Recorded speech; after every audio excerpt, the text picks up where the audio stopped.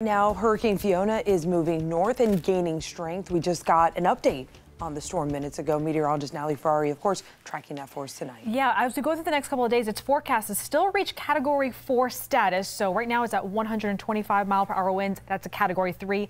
It likely will strengthen as we get closer to tomorrow morning and into the afternoon. Another big update, Turks and Caicos has just been hammered from this storm. We're talking very heavy rainfall, strong winds all day long. The good news is the bulk of it is pulling away from Turks and Caicos, which allowed the National Hurricane Center to go ahead and alleviate all those watches and warnings, both for the southeastern Bahamas and the Turks and Caicos.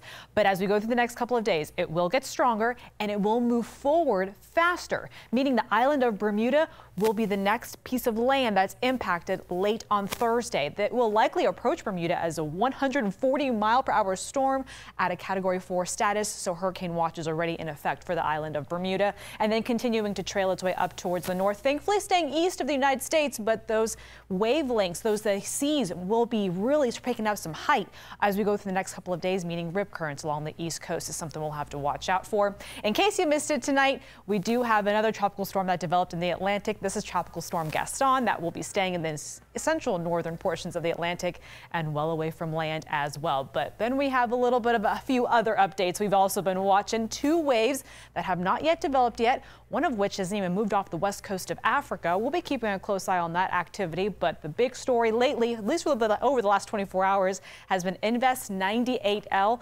hundreds of miles off to the east of the Windward Islands. This area is going to try to position itself to an area of low pressure and actually get a little bit of strengthening as we go through the rest of the week and into the weekend.